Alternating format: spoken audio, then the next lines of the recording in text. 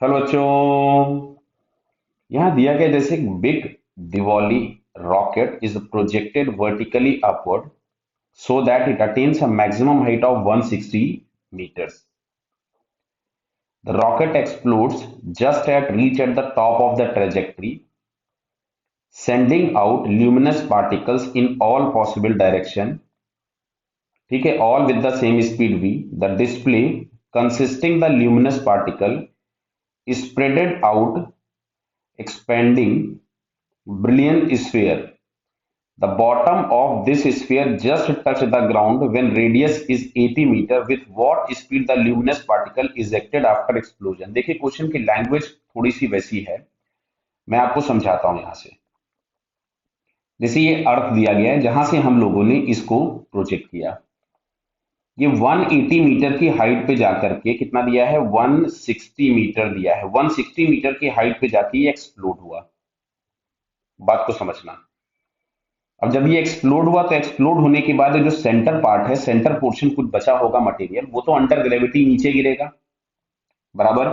अब मैं blue colour से दूसरी चीज बना रहा हूं, देखेगा कि यहां कहीं पे जो सेंटर पार्टिकल है वो यहां कहीं पे पहुंचा था।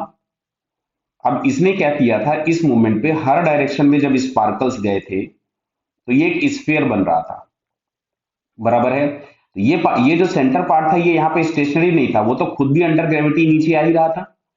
अब जैसे जैसे नीचे आ रहा था, ये जो पार्टिकल्स थे यहां से जो दूर जा रहे थे, इसकी रेडियस बढ़ती जा रही थी, बराबर समझना बात को। इनकी रेडियस बढ़ती जा रही थी, तो जब ये यहां कहीं पहुंचा होगा तो इसकी रेडियस बढ़ के इतनी बड़ी हो चुकी होगी। क्लियर है।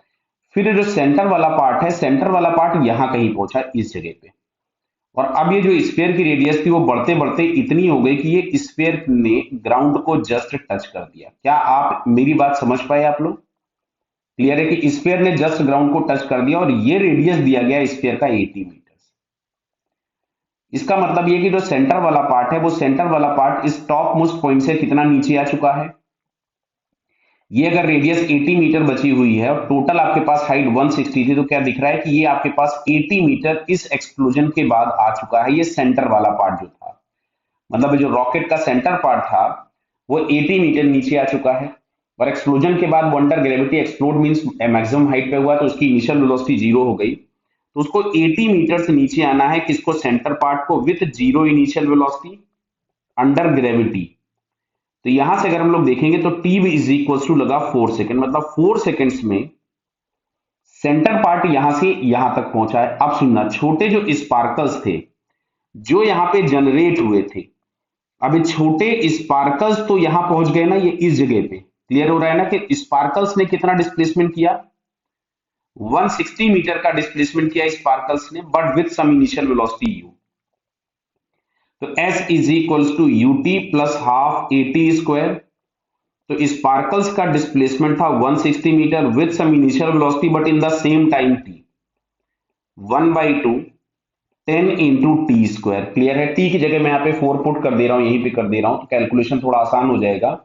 तो t इज इक्वल्स टू 4, मतलब 4 इंटू 4 कर दिया मैंने, बराबर स्क्वायर था तो मैं इसको लिख दे रहा हूं 4 इंटू 4, या 16 ही लिख लीजिए, चलिए सीधे 4 का स्क्वायर था ये। तो ये हम लोगों के पास यहां से आता है 4u plus 5 into 16 is equals to 160। Clear है। तो 5 इंटू 16 हो जाएगा 80। तो यहां से आपको मिलेगा 4u इज इक्वल्स टू 80, तो u इज इक्वल्स टू आ जाएगा 20 मीटर पर सेकंड, मतलब जो स्पार्कल से स्टार्ट हुए थे एक्सप्लोजन के बाद वो 20 मीटर पर सेकंड से। आई थिंक क्लियर हुआ होगा आपको शायद ये बात। क्लियर बेटा, all the best. So its answer is 20 meter per second. Clear beta? All the best.